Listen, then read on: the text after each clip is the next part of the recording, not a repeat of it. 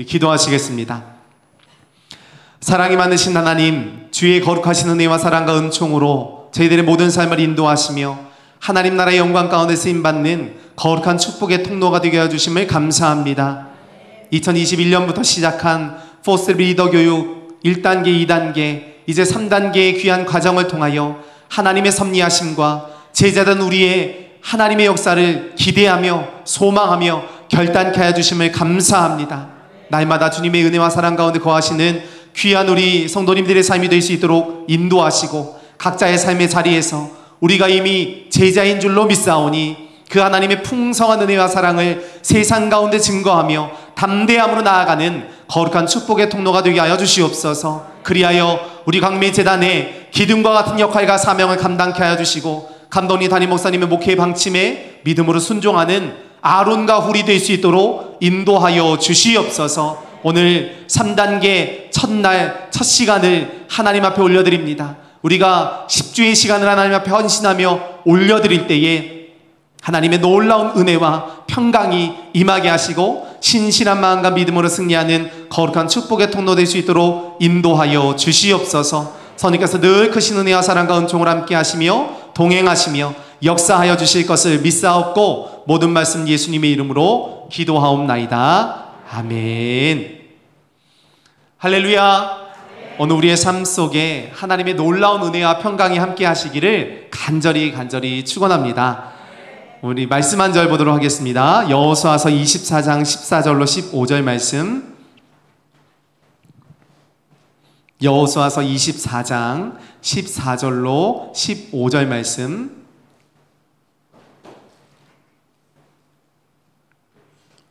우리 나누어 드린 교환에도 강의 안에도 있습니다. 여호수아서 24장 14절로 15절 말씀. 다 찾으셨으면 우리 한 목소리로 읽도록 하겠습니다. 그러므로 이제는 여호와를 경외하며 온전함과 진실함으로 그를 섬기라. 너희의 조상들이 강 저쪽과 애굽에서 섬기던 신들을 치워버리고 여호와만 섬기라. 만일 여호와를 섬기는 것이 너희에게 좋지 않게 보이거든 너희 조상들이 강 저쪽에서 섬기던 신들이든지 또는 너희가 거주하는 땅에 있는 아모리 족속의 신들이든지 너희가 섬길 자를 오늘 택하라. 오직 나와 내 집은 여호와를 섬기겠노라 하니. 아멘. 할렐루야. 오늘 퍼스트랩 리더 교육 3단계 첫 번째 시간에 오신 우리 귀한 성도님들의 삶 가운데 하나님의 은혜와 평강이 함께 하시기를 바랍니다.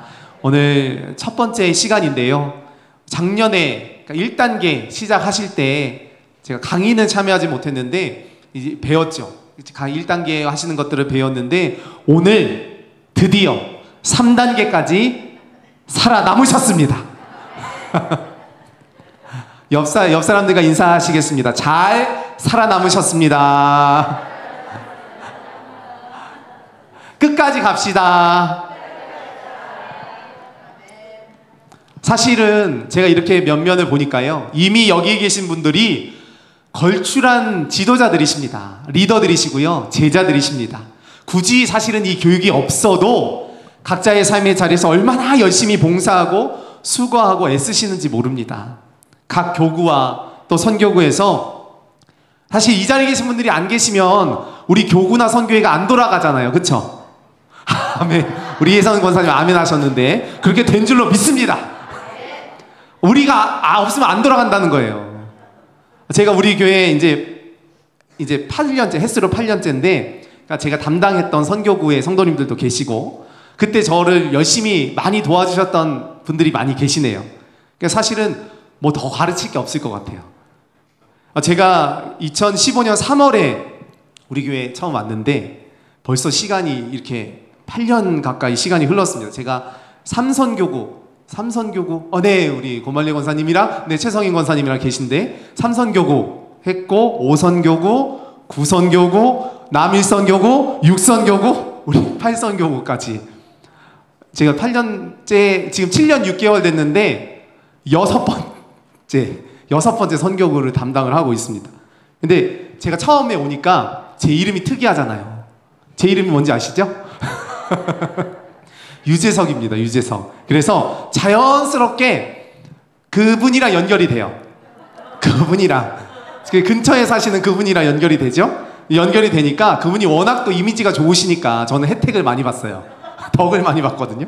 근데 덕을 많이 봤는데 제가 얼마 안 됐는데 교회 앞을 이렇게 지나가는데 얼마나 긴장하고 지나갔겠어요. 근데 어떤 애들이 이렇게 있다가 저한테 딱 손가락질하면 유재석이다 그러면서 지나가는 거예요. 나 그 유재석은 아니야 그러고 조용히 지나갔는데 그때는 그렇게 진짜 인사도 제대로 못하는 쑥맥이었는데 이렇게 됐네요. 또 어느 정도 시간이 돼서 여기에 사실은 저의 올챙이적을 아시는 분들이 많이 계십니다. 저의 올챙이적을 아시는 분들이 많이 계신데 그렇다고 지금 제가 개구리가 된 건 아니고요. 뒷다리 조금 나왔습니다. 뒷다리 조금 나왔어요. 앞다리 나와야죠. 이제 뒤가 먼저 나오는 거니까. 그러니까 제가 이렇게 보니까 제가 뭐 더 가르칠 게 없어요. 사실은 여기 계신 분들은 이미 졸업장 받으셔도 되는데 그런데 개강한 날 종강해버리면 제가 잘릴 수도 있기 때문에 그건 안 되고요. 저를 좀 봐주셔가지고 딱 한 10주만 2주가 줄었어요. 2주가 얼마나 대단한 일입니까. 딱 10주만 저를 보시면 되겠습니다. 10주 동안 저를 보시고 사실은 여기에 이렇게 광림교회 저는 자타공인 여기 계신 분들이 드림팀이다. 아멘. 그렇게 생각합니다. 여기 계신 분들이 하나님 나라의 영광을 위하여 또 우리 광림의 재단을 위해서 귀히 쓰임 받으시는 드림팀들을 왜 여기 모았을까? 이유가 뭘까요? 바로 우리가 예수 그리스도 그리고 하나님의 제자이기 때문에 그렇습니다. 제가 잠깐 여기 이동을 하겠습니다. 제가 강의할 때 이게 조금 화이트보드를 사용을 해서 이렇게 하면은 잘 보이실까요? 저쪽에 신순남 권사님 잘 보이셔요? 네.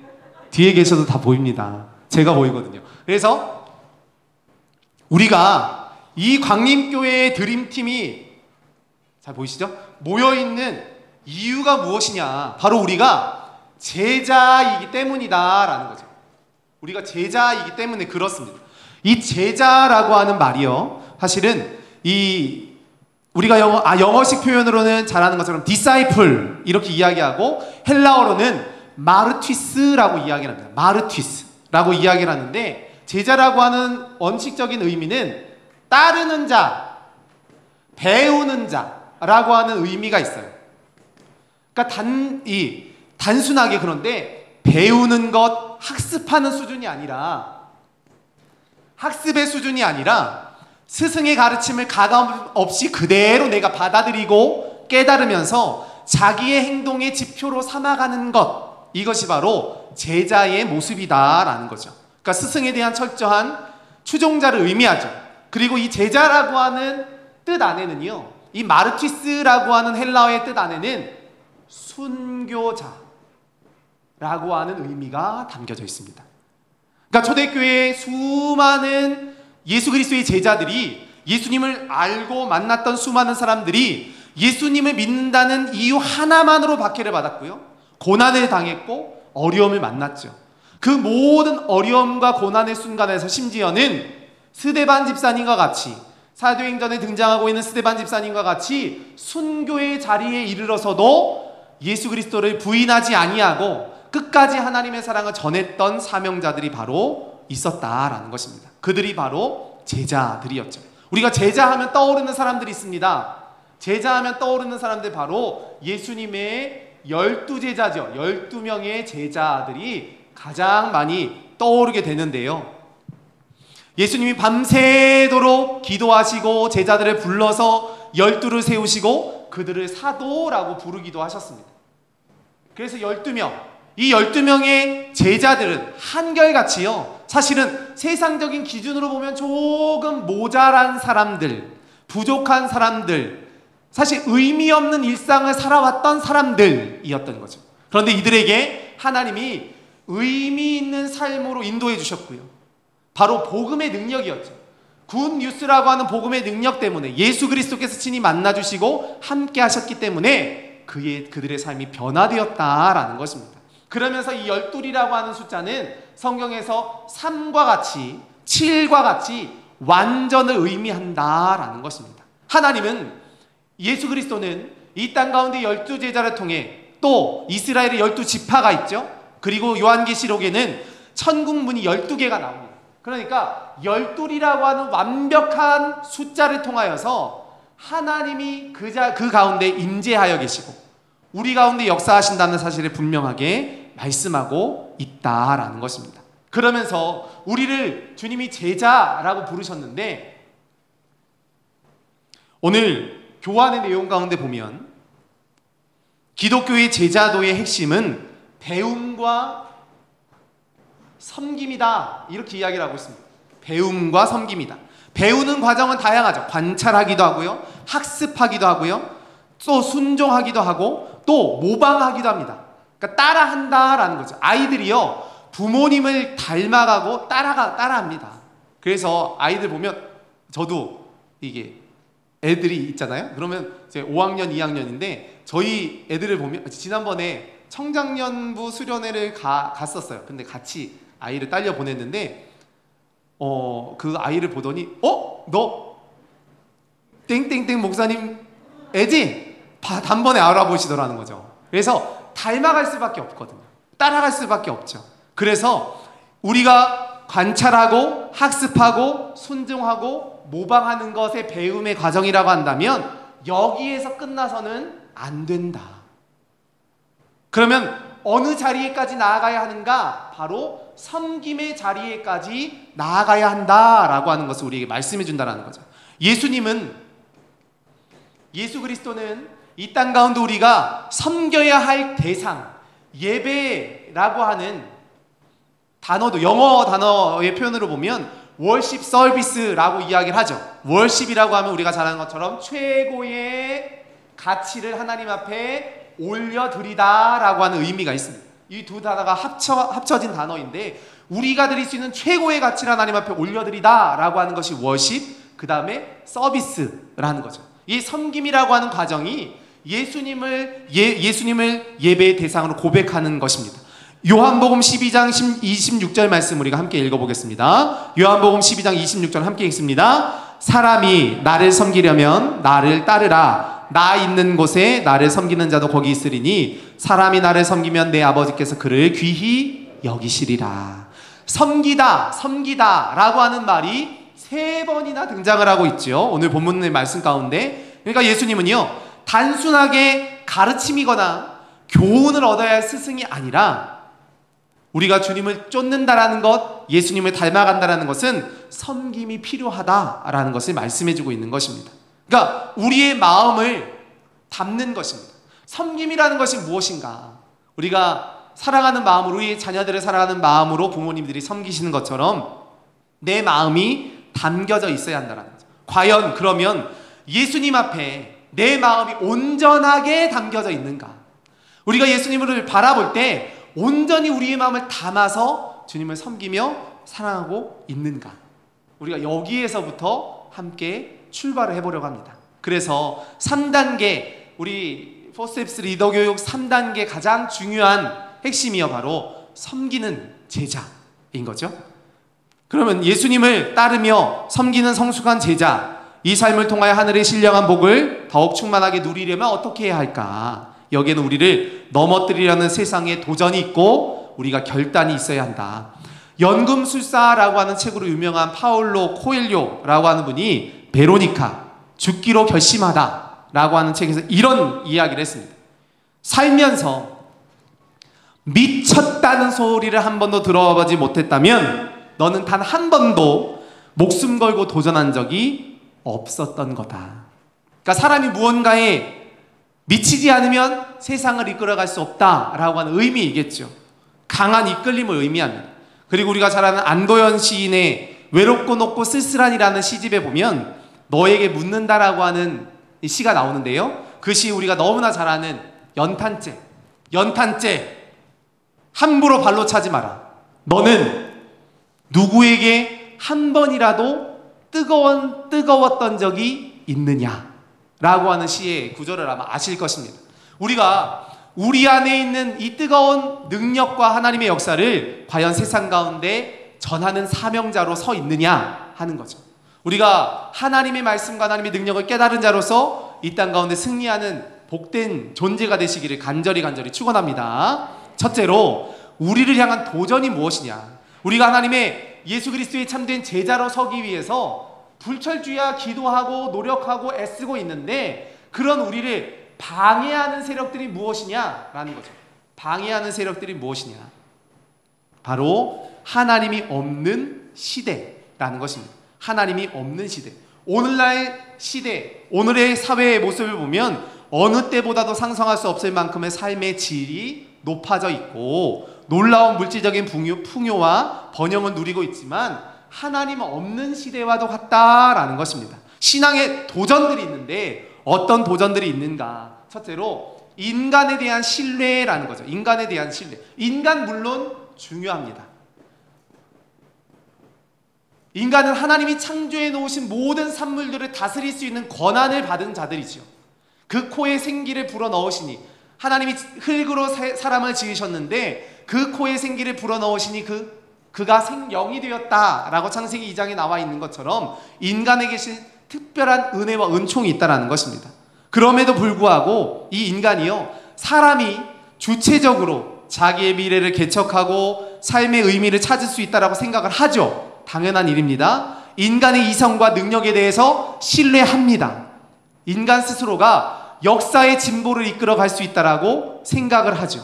그런데 단순히 이것이 신뢰의 차원에서 뛰어넘어서 뒤에 보면 과학주의로 연결이 되더라는 것입니다.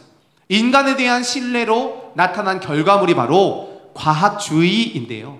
과학은 하나님이 창조하신 세계를 이해하고 알아가는데 중요하죠. 필요합니다. 유용합니다. 그런데 모든 것을 다 과학적으로 설명할 수 있는가? 규명할 수 있는가? 이해할 수 있는가? 라고 하는 문제 앞에 항상 과학자들은 퀘스천 마크일 수밖에 없다라는 것입니다. 그러기에 이 모든 것을 다 규명하려 하고 이해하려 하고 해석하려고 한다는 데서 문제가 생긴다라는 거죠. 인간이 어디서 시작됐는지 아직도 규명되지 않았습니다. 마찬가지로 이 과학, 인간에게 유용한 도구이지만 과학주의로 우리의 삶을 얽어맬 수 있다는 거죠. 또 이것이 물질주의로 연결이 되는 것입니다. 물질주의는 유물론이 대표적이겠죠. 물질이 모든 것의 근원이다 라는 것입니다. 물질로 모든 것이 구성되었다 라는 거죠. 그러니까 물질의 가치가 인간의 행복을 결정짓는 아주 중요하고 유용한 수단이 되어버렸고, 많은 세상의 사람들이, 하나님을 알지 못하는 사람들이 물질이 세상의 행복을 얻을 수 있는 유일한 길이라고 생각을 한다는 거죠.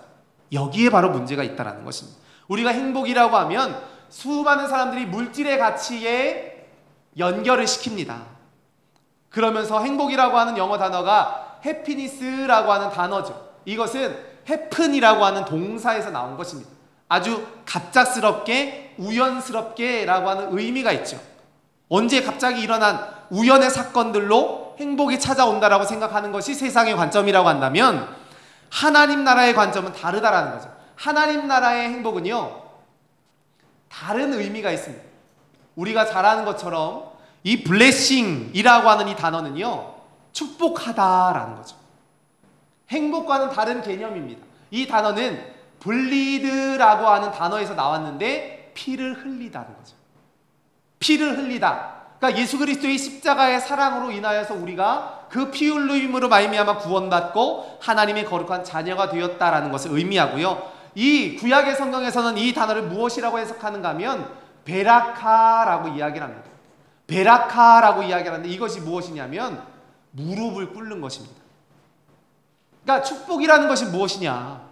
하나님이 우리에게 주시는 은혜와 진정한 행복이 무엇이냐? 하나님 앞에 이렇게 무릎을 꿇는 것, 하나님 앞에 겸손히 나의 마음을 고백하여 드리는 것, 이것이 바로 진정한 축복이라고, 행복이라고 하는 사실을 우리에게 말씀해주고 있다라는 것입니다.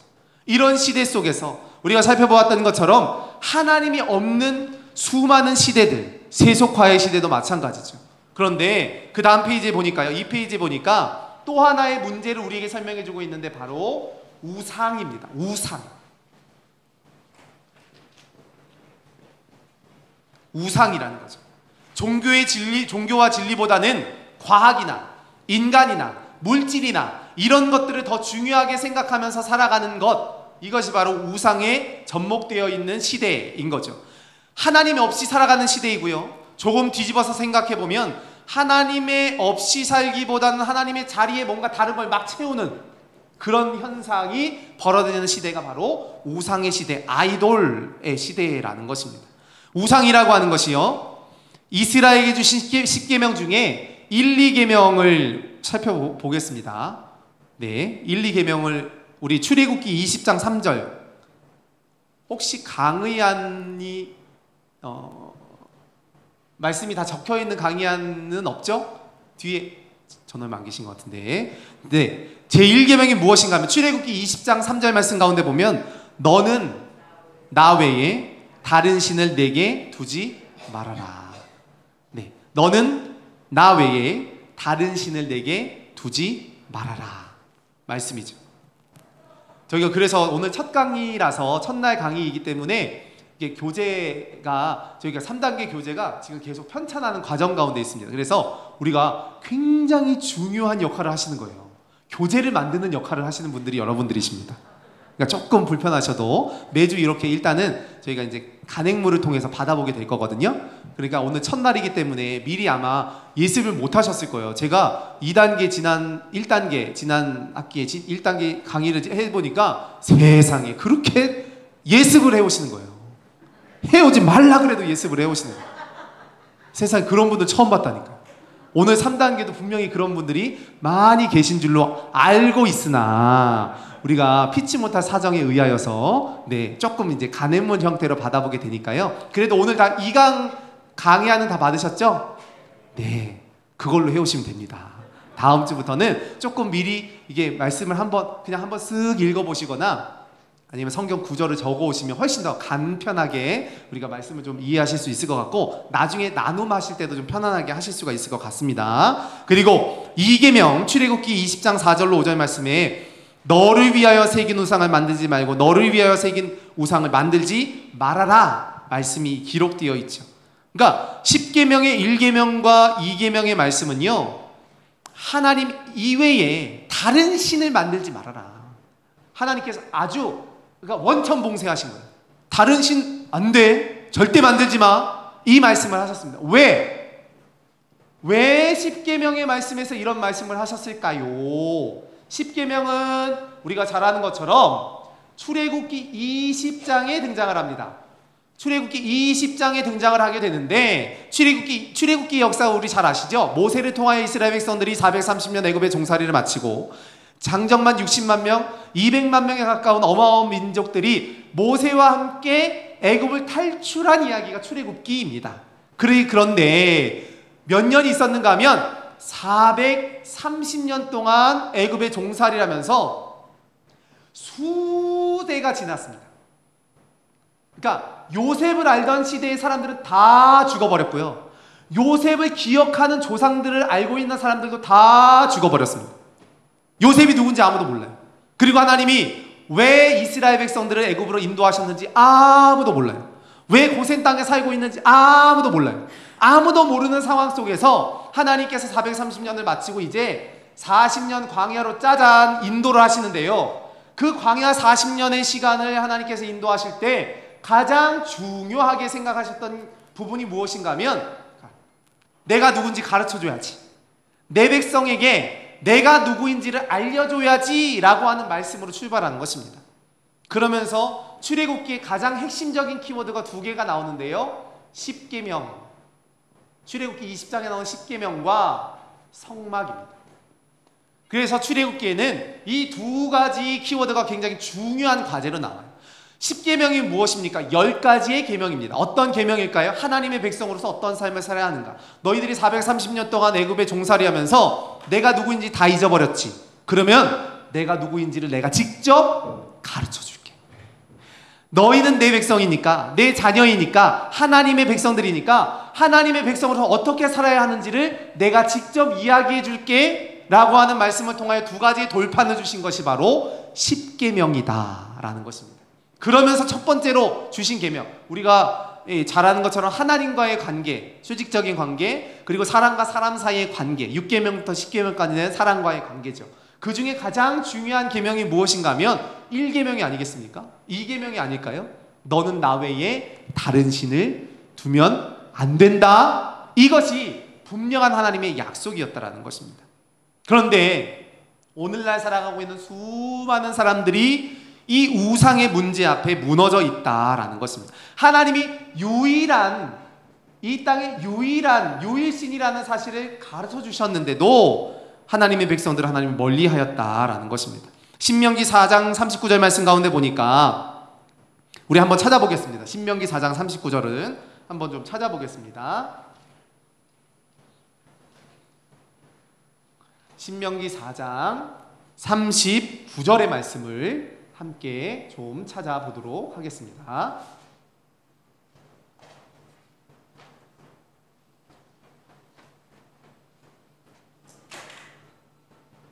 신명기 4장 39절의 말씀 함께 찾아보도록 하겠습니다.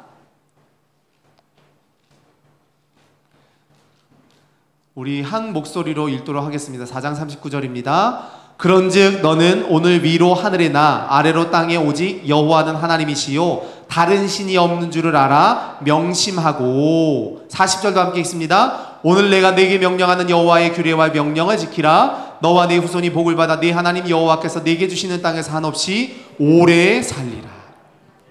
하나님이 분명하게 약속을 하셨습니다. 너를 장수하게 해줄게, 오래 살게 해줄게. 무엇으로요? 하나님을 끝까지 의지하고 믿고 바라보며 나아가라는 말씀인 거죠. 그리고 우상의 종류가 나옵니다. 구약학자였던 크리스토퍼 라이트라고 하는 분이 세 가지의 부류를 우리에게 설명해주고 있는데, 첫째 함께 있습니다. 눈에 보이는 창조 세계 내의 물체, 그러니까 피조물이죠. 동물, 식물, 다른 사람, 그런 것들을 숭배하는 거죠. 그리고 출애굽기에 나오는 말씀 가운데 애굽에 10가지의 재앙이 내려집니다. 이 10가지의 재앙의 영적인 의미가 무엇인가? 너무나 잘 아신 것처럼 애굽 사람들이 숭배했던 자연 만몬들, 자연 우상들을 의미하는 거죠. 그러니까 이 자연 물질들을 통해서 그들이 숭배했던 자연의 물질들이 도리어 자신들을 공격해 왔습니다. 애굽을 침략해 왔죠. 이것으로 말미암아 하나님이 창조하신 그 어떤 것도 숭배의 대상, 경배의 대상이 되지 못한다라고 하는 사실을 직접 가르쳐 주셨다라는 것입니다. 그러니까 그런 자연 만물의 피조물들을 의미하는 것입니다. 그리고 두 번째로 귀신이죠. 귀신. 그러니까 창조 세계의 존재뿐만 아니라 영적인 존재가 있다라는 것을 말씀하세요. 하나님의 목적에 도전하거나 하나님의 종들에게 대적하는 경우 무익한 종들을 의미하는 것입니다. 우리 아까 신명기 4장 찾으셨으니까 신명기 32장을 찾아보겠습니다. 신명기 32장 17절 말씀을 함께 찾아보도록 하겠습니다. 신명기 32장 17절 말씀, 구약성경 314면에 있습니다. 우리 함께 읽도록 하겠습니다. 그들은 하나님께 제사하지 아니하고 귀신들에게 하였으니 곧 그들이 알지 못하던 신들, 근래에 들어온 새로운 신들, 너희의 조상들이 두려워하지 않던 것들이로다. 아멘. 네, 그래요. 맞아요. 귀신의 무익한 존재에 하나님을 대적하는 것들에게 숭배했다라고 말씀을 하시죠. 그리고 세 번째로 인간이 손으로 만든 생산품, 그러니까 살아있는 존재가 아닌 것들입니다. 살아있는 존재가 아닌 것들, 피조물에 의하여, 우리에 의하여 만들어진 존재를 의미한다는 건데요. 대표적인 것이 바로 출애굽기 32장에 나오는 금송아지, 아론이 만든 금송아지죠. 백성들에게 너네들 가서 금귀고리 좀 갖고 와봐. 금부치를 다 가지고 나왔습니다. 그리고는 그것을 녹여가지고 금송아지를 만들었죠. 그리고는 이것이 너희를 인도한 하나님이다. 모든 백성들이 경배하고 난리 부르스를 치우는데 모세가 나타나죠. 그리고 하나님께서 엄히 책망하셨습니다. 이렇게 인간의 손으로 만든 생산품들은요, 우상에 지나지 않는다라는 것을 의미하고 있는 것입니다. 시편 115편 4절 말씀 가운데 보면 이런 말씀이 나옵니다. 그들의 우상들은, 적어보세요. 그들의 우상들은 은과 금이요 사람이 손으로 만든 것이다. 그들의 우상들은 은과 금이요 사람이 손으로 만든 것이라. 제가 이 우상이라고 하는 것을 묵상하면서 생각을 하면서 성경에 떠올랐던 인물이 있어요. 어떤 인물인가 하면 바로 아브라함입니다. 이 아브라함은 우리가 잘 아는 것처럼 약속의 조상입니다. 믿음의 조상이죠. 창세기 22장 1절 말씀 가운데 보면 너는 본토와 친척과 아버지의 집을 떠나라 내가 너에게 지시할 그 땅으로 가라 말씀을 하셨더니 그대로 순종합니다. 그리고는 그 땅을 향하여 가나안으로 가게 되죠. 그런데 이 아브라함은 75세에 하나님의 부르심을 받게 되는데, 나중에 또 나옵니다. 뒷부분에 75세에 하나님의 부르심을 받게 되는데, 너에게 자녀를 줄 것이다. 하늘의 별과 같이 바다의 모래와 같이 많은 민족을 너에게 줄게 약속을 하셨는데, 그 약속이 무려 25년이라는 시간이 지나서야 성취가 되죠. 우리가 잘 아는 것처럼 100세의 아들 이삭 하나를 얻게 되었다라는 것입니다. 그리고 사라의 나이는 그때 90살이었습니다. 그냥 아들이 아니죠. 권사님, 100살에 아들을 낳으셨습니다. 얼마나 충격적인 사건이에요. 너무 충격적인 사건 아닙니까? 근데 이 놀라운 충격적인 사건의 실제적인 경험한 사람들이 이 아브라함인데, 이 아브라함이요, 그러니까 얼마나 이 아들이 소중했겠습니까? 아마 저희 같으면 땅에 내려놓지도 못할 것 같아요. 그리고 금지옥엽으로 그야말로 그냥 아들이 아니라 꿀아들이에요. 꿀아들. 금지옥엽으로 키웠죠. 불면 날아갈까. 그러니까 오죽했으면 이스마엘이 질투하다가 결국에는, 그러니까 시기하고 질투하다가 쫓겨나게 되잖아요. 그 이야기가 21장에 나오는데, 22장에 바로 하나님이 아들을 주신 지 채 얼마 되지 않은 것 같은데 22장에 바로 하나님께서 너 이삭을 모리아 땅의 한 산의 제단에 가서 나한테 바쳐 번제로 드려야 된다. 각을 떠야 돼. 죽여야 돼. 그리고 내장을 다 발라내야 된다. 너무 끔찍한 거예요. 너무 끔찍한 이야기를 바로 22장에서 하나님이 인신제사를 받지 않으신 하나님께서 이삭이라고 하는 최고로 소중한 아들을 바치라, 인신제사로 바치라고 말씀을 하시는 거죠. 그런데 많은 성경학자들이 추측하기를 이때의 이삭의 나이가 20세 전후에 건장한 청년이었을 것이다. 정확하게 20살이다 이렇게는 얘기 못해요. 그렇지만 15세에서 20 몇 세 전후에 아주 건장한 나이였을 것이다 이렇게 생각을 한다라는 거죠. 불과 한 장 차이인데요, 한 장 차이인데 무려 20년의 시간이 흘렀다라는 것입니다. 20년 동안 뭘 했을까요? 아브라함은 20년 동안 이삭과 함께 놀았습니다. 20년 동안 이삭한테 푹 빠져 있었어요. 그러니까 하나님 어떻게 하셨을까요? 20년의 시간이 지나고 나서 너 정신 못 차리고 푹 빠져 있어. 이삭 나한테 바쳐. 이렇게 말씀하셨다는 거죠. 얼마나 소중한 아들인데요. 손주들 보시면, 원사님들 아시죠? 손주들 보시면 그냥 자연스럽게 웃음이 나시잖아요. 내 손주가 막 뛰어오면 그냥 막 자연스럽게 팔이 벌어지시잖아요. 얼마나 반갑습니까? 얼마나 예쁩니까? 그런데 하나님도 이 가장 사랑하는 선택한 아브라함에게 귀한 아들을 주셨는데, 그 아들에게 너무 푹 빠져 있다 보니까 결국에는 하나님이 테스트하신 거죠. 이 시험은 유혹의 시험이 아니라 한 단계 더 성숙하고 한 단계 더 업그레이드되는 과정을 통하여서 나아가는 것입니다. 이것이 저는 아브라함이 믿음의 조상이었지만 아브라함에게도 이삭은 우상이었구나, 그런 생각이 들더라고요. 이처럼 우리에게도 우상이 있다라는, 이따가 나눔 질문 드릴 때 그러니까 이 부분을 제가 적어드렸어요. 나의 우상이 뭔가, 지금 내게 있는 우상이 뭔가 한번 곰곰이 생각해 보셨으면 좋겠습니다.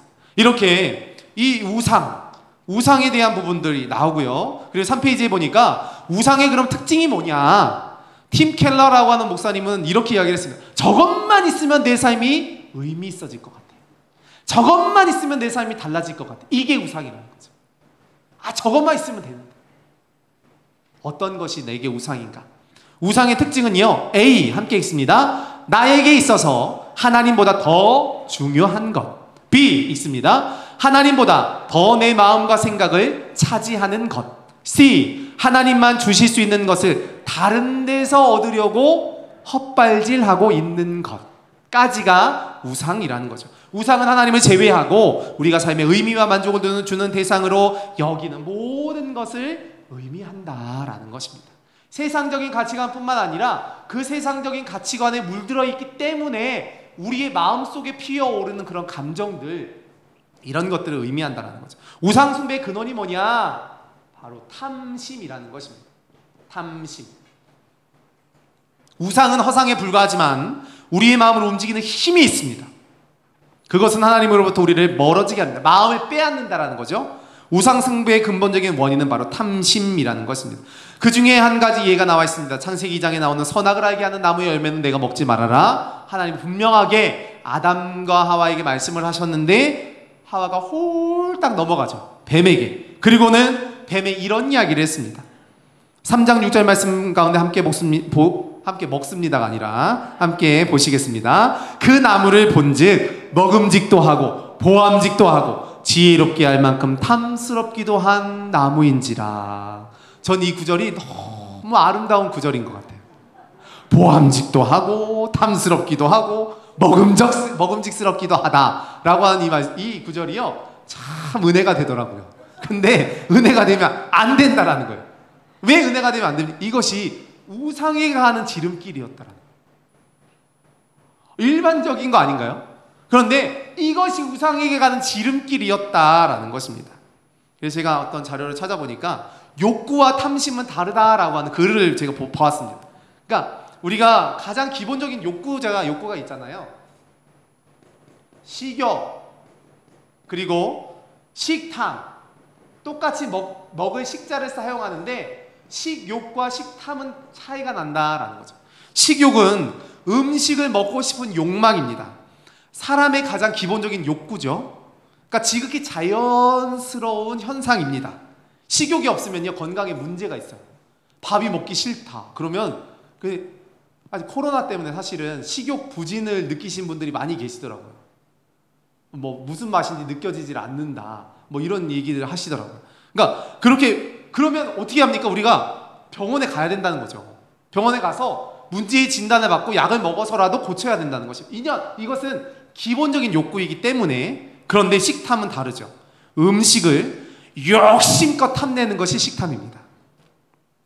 치킨만 먹어도 되는데, 저희가 오늘 스데반 선교회 모임이 있어가지고 연합 선교회를 하고 왔는데, 그러니까 치킨과 피자를 시켰어요. 그 치킨만 먹으면 되는데 굳이 피자 먹겠다고 소리 지르면서 피자를 시켰어요. 그 고집 부리는 거. 그러니까 치킨 먹어놓고 배가 부른데 막상 피자 시켜놓으면 안 먹어요. 이게 바로 식탐이라는 거죠. 식탐. 다 먹지도 못할 거면서 욕심 때문에 잔뜩 마련해 놓은 것. 이게 바로 식탐이라는 거죠. 그러니까 욕구는 정상적인 범주 안에 있습니다. 딱 자리가 있어요. 정상적인 범주 안에서 욕망하는 것이 우리가 욕구라고 한다면, 탐심은요, 정상적인 범주를 자꾸만 벗어나는 거죠. 왜곡되어 버리는 것이 바로 탐심이라는 것입니다. 욕구는요, 필요가 채워지면, 배가 부르면 스톱. 더 먹으면 안 되지. 그런데 탐심은 다르죠. 탐심은 먹었지만 또 먹고 싶어요. 더 먹고 싶어요. 제가 트리니티 때 지난주에 말씀드렸던 것처럼 돼지도 70%밖에 위장을 안 채운다니까. 전 그 얘기를 듣고 너무 충격을 받았어요. 내가 돼지보다 나은 게 뭔가? 그런 생각이 들어요. 저는요 90%, 100%, 120% 먹거든요.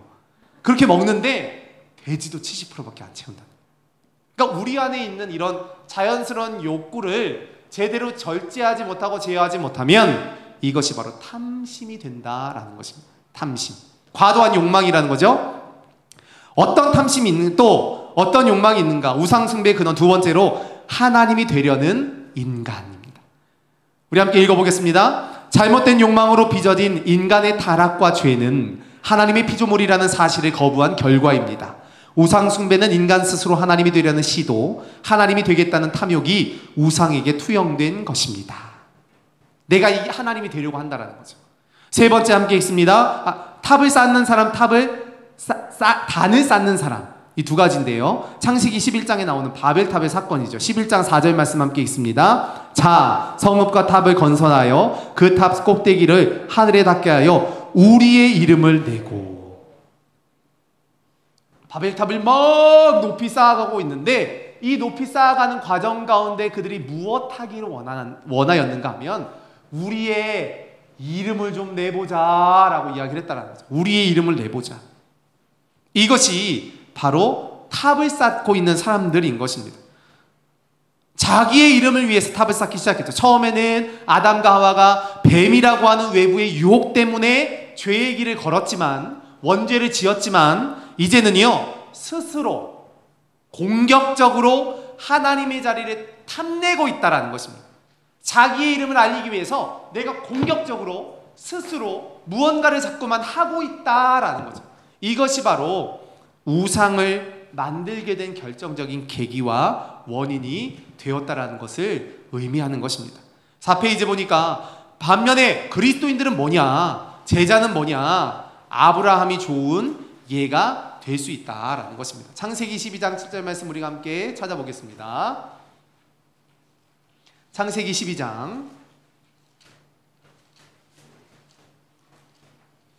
창세기 12장 우리 7절 말씀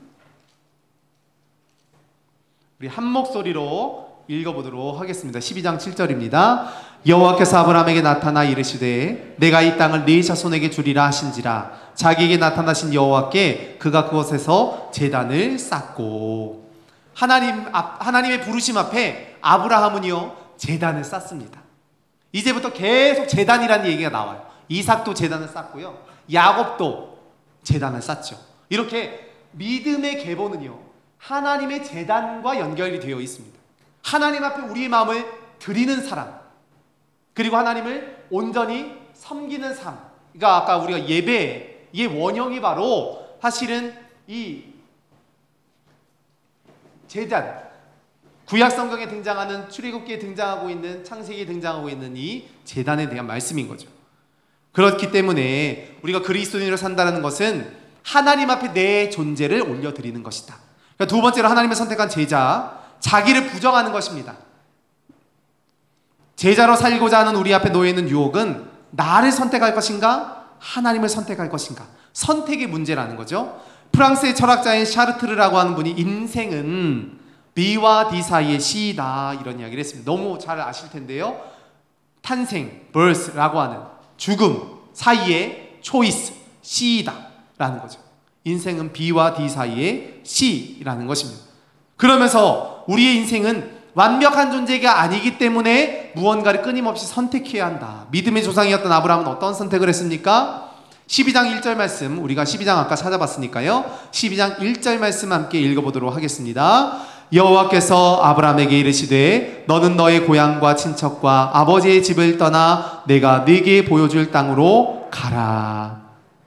하나님의 명령이십니다. 하나님의 말씀이죠. 이 명령을 사실 아브라함은요 듣지 않아도 되었습니다. 그런데 이 하나님의 명령에 순종하며 갈 길을 알지 못하고 믿음으로 순종하였을 때 하나님께서 그 땅을 약속하시고 함께 하시며 역사하셨다. 75년 동안 거주했던 고향과 가족을 떠나라고 하는 것은 안정된 삶, 기껏 지금껏 살아왔던 인생의 업적과 노력과 경험들을 다 포기하라는 의미였다라는 것입니다. 그리고는 미지의 땅으로 새로운 인생으로 살아가게 된 것입니다. 그런데 그것이 무엇으로 출발하였는가? 바로 믿음이라는 거죠. 이 믿음을 통하여 하나님의 역사가 시작하게 되었다라는 것입니다. 이 믿음으로 말미암아 우리가 예수 그리스도를 믿고 하나님의 거룩한 자녀가 된 줄로 믿습니다. 이 믿음으로 말미암아 우리가 예수 그리스도의 참된 제자가 되어 몸된 제단을 섬기며 주님 앞에 영광 돌리는 축복의 통로가 된 줄로 믿습니다. 아브라함은 믿음으로 선택했는데요 또 한 사람이 등장합니다. 바로 롯은 인간의 마음을 가지고 선택을 했다라는 것입니다. 롯의 선택이 무엇입니까? 아브라함과 롯이요, 이제 함께 갔습니다. 아브라함에게 하나님이 말씀하셨는데 아브라함이 혼자 가지 않고 롯과 함께, 조카인 롯과 함께 가는데요, 아브라함과 롯이 점점 하나님의 축복의 역사를 경험하면서 부자가 되었습니다. 가지고 있는 재산들이 많아지게 되었고요, 양과 염소의 떼들이 많아지게 되니까 서로 간에 부딪히는 일들이 많아지게 되었고 이제 갈라서게 되었죠. 그래서 아브라함은 롯에게 먼저 선택권을 주게 됩니다. 네가 좋은 쪽을 선택해라. 네가 좌하면 내가 우할게. 내가 저쪽을 선택하면 내가 이쪽을 선택할게. 그래서 롯은요, 자기의 육신의 눈으로 좋아 보이는 소알 지역에 있는 소돔과 고모라 땅을 차지하게 되었다라는 것입니다. 그렇게 소돔과 고모라를 차지하게 되었는데 그때 결국엔 어찌 됐습니까? 우리가 잘 아는 것처럼 죄악으로 가득 차 있는 소돔과 고모라는 멸망하게 되고 롯의 아내는 소금 기둥이 되었다라는 것입니다. 이렇게 인간의 선택은 언제나 한계의 상황을 부딪히게 되더라, 위태로운 줄다리기를 하게 되더라 하는 것입니다. 반면에 아브라함의 선택은요, 하나님의 약속을 의지하는 믿음의 선택이었던 것입니다. 그러면 이스라엘이 주는 교훈이 뭔가? 이스라엘이 어떤 선택을 했느냐에 따라서 그들의 삶이 달라졌습니다. 첫 번째로 원인은 믿음의 부재. 이스라엘 백성은 하나님의 은혜 없이는 살 수 없는 존재들인데 출애굽, 광야, 가나안, 제가 아까 설명해 드렸던 그런 부분들 하나님의 인도하심을 위한 것이었다라는 거죠. 그런데 끊임없이 우상을 섬기고 이방신을 섬겼습니다. 그 이유는 그들이 믿음이 없었기 때문이다라는 것입니다. 하나님보다는 눈앞에 있는 현실을 중요하게 여겼기 때문에 그것을 우상으로 모셨다라는 거죠. 또 두 번째 경고, 하나님을 떠난 삶은 멸망이다. 함께 읽어보겠습니다. 우상 숭배로 물든 이스라엘의 삶은 단순히 신앙뿐 아니라 사회적인 타락과 부패로 이어졌습니다. 우상은 현실만을 바라보게 되며 결국에 인간의 이기심과 탐욕을 부추기게 됩니다. 이스라엘은 정의와 사랑이 없는 곳이 되었습니다. 그러면서 오늘 우리에게 귀한 말씀이 나와 있는데요, 우리 아모스서를 한번 보도록 하겠습니다. 아모스서 1276페이지에 있습니다. 구약성경 1276페이지 아모스서 2장 6절로 8절 말씀. 아모스서 2장 6절로 8절 말씀. 구약성경 1276면에 있습니다. 함께 읽어보겠습니다. 아모스서 2장 6절로 8절입니다. 여호와께서 이와 같이 말씀하시되 이스라엘의 서너 가지 죄로 말미암아 내가 그 벌을 돌이키지 아니하리니 이는 그들이 은을 받고 의인을 팔며 신한 켤레를 받고 가난한 자를 팔며 힘없는 자의 머리를 티끌먼지 속에 발로 밟고 연약한 자의 길을 굽게 하며 아버지와 아들이 한 젊은 여인에게 다녀서 내 거룩한 이름을 더럽히며 모든 제단 옆에서 전당 잡은 옷 위에 누우며 그들의 신전에서 벌금으로 얻은 포도주를 마심이라. 이렇게 말씀하십니다. 하나님을 떠난 삶이 얼마나 멸망을 향하여 치닫고 있는지를 말씀해 주는 거죠. 아모스 5장 11절과 12절 말씀 또 읽어보겠습니다. 5장 11절과 12절 말씀 함께 읽겠습니다. 너희가 힘없는 자를 밟고 그에게서 미래 부당한 세를 거두었은즉 너희가 비록 다듬은 돌로 집을 건축하였으나 거기 거주하지 못할 것이요 아름다운 포도원을 가꾸었으나 그 포도주를 마시지 못하리라. 너희의 허물이 많고 죄악이 무거움을 내가 아노라. 너희는 의인을 학대하며 뇌물을 받고 성문에서 가난한 자를 억울하게 하는 자로다. 아멘. 그러니까 하나님을 멀리하는 자들, 하나님을 대적하는 자들에게는 멸망뿐이다, 생명이 없다 라고 하는 사실을 우리에게 분명하게 말씀해 주는 것입니다. 그러면서 어떤 결과가 왔는가? 삶의 자리를 박탈하게 되는, 생명이 박탈되는 일들이 벌어지게 되었다라는 것입니다. 바로 이런 상황 속에서 오늘 본문의 이야기가 나옵니다. 오늘 본문에 바로 여호수아가 등장을 하게 되는데요, 여호수아는 우리가 잘 아는 것처럼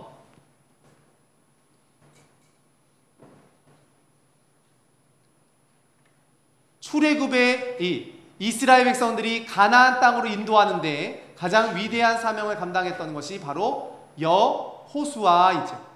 여호하면 야훼 하나님을 의미하고요, 호수아 하면 호세아, 구원이라고 하는 뜻이 있습니다. 그러니까 야훼 하나님은 구원이시다. 바로 이것이 바로 예수스라고, 헬라어로는 예수스라고 이야기하고 영어의 표현으로는 우리가 잘 아는 예수님, 지저스를 의미하는 거죠. 그러니까 여호수아라고 하는 이름이요, 원래는 이제 예수라고 하는 이름으로 우리에게 이해되어질 수 있다라는 것입니다. 그리고 이스라엘과 아말렉이 처음으로 전쟁을 치렀던 출애굽기 17장 말씀에 처음으로 여호수아라고 하는 이름이 등장을 하는데요, 이 여호수아는요 강력한 용사였습니다. 모세가 여호수아에게 너는 나가서 아말렉과 싸워라, 나는 산꼭대기에 올라서 기도할게, 이 이야기에 나오는 것입니다. 그러니까 강력한 용사인 거죠. 그리고 이스라엘의 정탐꾼이었습니다. 신뢰받는 지도자였다는 거죠. 모세가 죽고 나서 이스라엘 백성들이 하나님 앞에 매달려 기도하니까 하나님은 여호수아를 통하여 위대한 사명을 주시며 말씀하십니다. 강하고 담대하라. 내가 모세와 함께 있었던 것처럼 너와 함께 할게. 내가 너를 절대로 버리지 않을게. 끝까지 너를 붙잡아 줄게. 말씀하셨다라는 것입니다. 이렇게 하나님이 붙잡아 주시고 인도하는 평생의 삶 속에 여호수아는요 정복하는 것, 전쟁을 엄청 치렀습니다.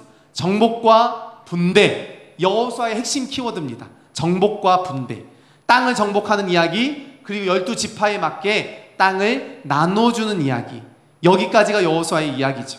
그리고 오늘 본문의 말씀과 같이 여호수아 24장의 말씀과 같이 여호수아가 마지막 이제 하나님의 부르심을 받게 되는 바로 그때에 내가 여호와를 섬기겠습니다, 나는 끝까지 여호와 하나님만을 의지하겠노라, 이렇게 믿음으로 선포하는 이야기가 오늘 본문 가운데 나와 있는 것입니다. 14장과 여호수아서 24장 14절과 15절 말씀을 다시 한번 읽어보겠습니다. 여호수아서 24장 14절과 15절 말씀을 다시 한번 읽어보도록 하겠습니다. 구약성경 357면에 있습니다. 교재 맨 앞쪽에도 있습니다. 함께 읽습니다. 그러므로 이제는 여호와를 경외하며 온전함과 진실함으로 그를 섬기라. 너희의 조상들이 강 저쪽과 애굽에서 섬기던 신들을 치워버리고 여호와만 섬기라. 만일 여호와를 섬기는 것이 너희에게 좋지 않게 보이거든 너희 조상들이 강 저쪽에서 섬기던 신들이든지 또는 너희가 거주하는 땅에 있는 아모리족 속의 신들이든지 너희가 섬길 자를 오늘 택하라. 오직 나와 내 집은 여호와를 섬기겠노라 하니. 오직 나와 내 집은 여호와를 섬기겠노라.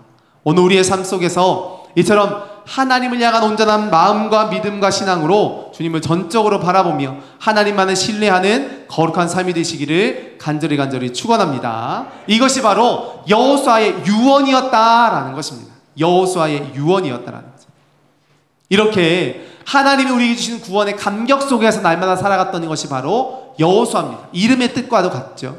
그러면 이 구원의 능력이 우리의 삶 속에 중요한 문제가 무엇인가? 첫째로 생명의 문제. 생명보다 소중한 것은 없습니다.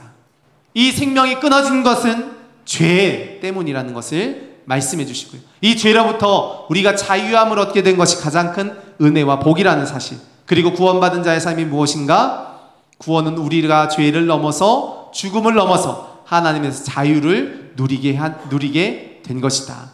그래서 우리는 끝까지 하나님을 선택해야 한다. 임마누엘의 은혜를 누려야 한다라는 것입니다. 단순히 가치의 판단의 문제가 아닙니다. 그보다 더 중요한 것은 우리의 생명과 관련된 문제라는 것입니다. 하나님은 우리 안에서, 예수님 안에서 우리에게 영원한 생명을 주셨습니다. 하나님이 없는 시대, 우상의 시대, 그리고 인간이 하나님이 되려고 하는 이 시대 속에서 우리는 더욱더 하나님을 바라보며 참된 믿음으로 선택하는 거룩한 삶이 되시기를 바랍니다. 아멘. 네, 오늘 강의는 여기까지 진행을 하고요.